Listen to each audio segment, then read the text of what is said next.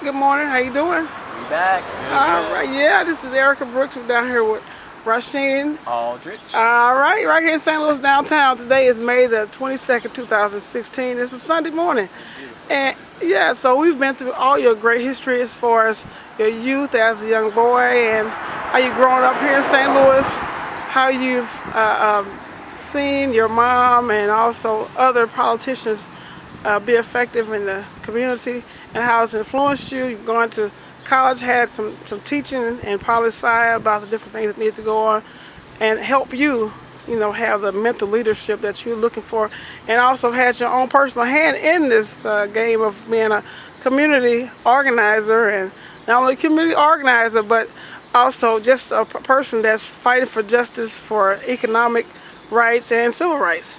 And then all of that fighting led to, well, not so much as physical fighting, but when it comes to justice on paper, when it comes to justice here in the community for the people, it led you all the way to the White House with the President of the United States of America, the first African American President, Barack Obama. Yes.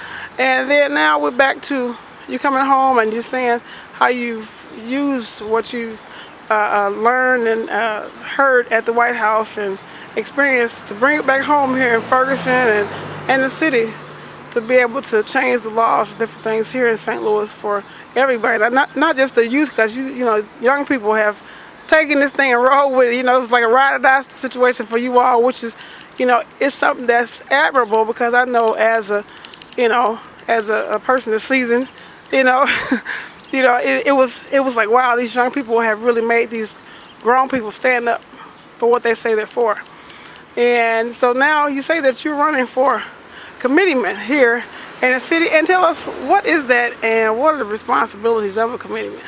So I'm running for the 5th Ward Democrat Committee Man of St. Louis City. And the committee man is a very grassroots, so right up my alley, grassroots position. It is it's a committee man and it's a committee woman in each ward. There's 28 wards in the city. Like I say, each ward has a committee man and committee woman. The role of the committee man and committee woman is just two things. Their role is basically to get out the vote around election time and before that, getting people registered to vote, educating them about the process, and also holding monthly meetings in the neighborhood to bring together all the different neighborhoods in the community to talk about issues that are going on, concerns, maybe development, just a free space for neighbors to come and get to communicate with neighbors, but also to get to talk about ways that they can improve the community or talk about a situation that they had seen happen or a event that maybe the neighborhood residents would like to plan. So those are the two main duties as a committee man. If elected on August 2nd, I'm definitely going to do those two roles, but I'm going to do more than that. When it comes to getting people engaged in the process and getting people to come out and vote, our ward is not necessarily the highest ward coming to vote and turnout. So if elected, one cool thing that I would like to do is implement something called participatory budget. That's basically true democracy to the people. That's putting the ward dollars that each ward gets yearly, telling the people, here's the money, in short terms, here's the money.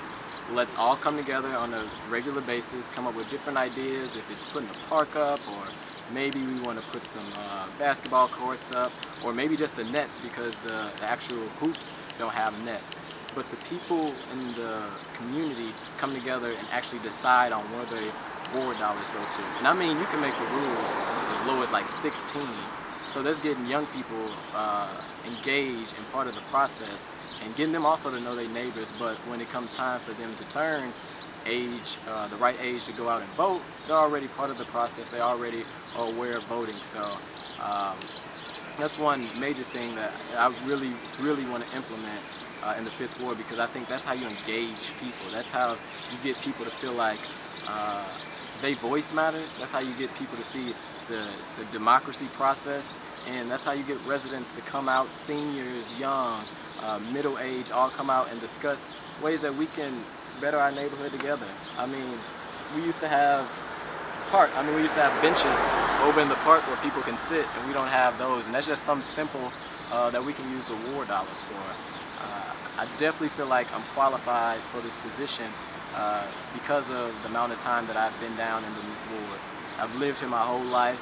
My family has a business in the ward. I know the residents. I done grew up with the young people that are now my age, and the older folks have definitely took me under their wing when they see me doing something bad. So it's a lot of people in the neighborhood that is just like my family. And I feel like I'm qualified because I may not be old, but just the amount of time that I've been out fighting the fight for minimum wage, fighting the fight for economic and racial justice, fighting the fight so our communities can have the same economic opportunities like Clayton, Missouri, where they're making $90,000, but in the 5th Ward, our median income is $15,000. I've been out here talking to residents, asking them what is it that we can do to improve our neighborhood. It don't take a rocket science to just go out and have conversations with your neighbors. Go out and ask them, what do you think we can improve together? And that's what I want to do. I want to bring all the neighborhoods together. Downtown right now, downtown west. The 5th Ward is very beautiful. We got downtown west to Murphy Park to Old North to St. Louis Place.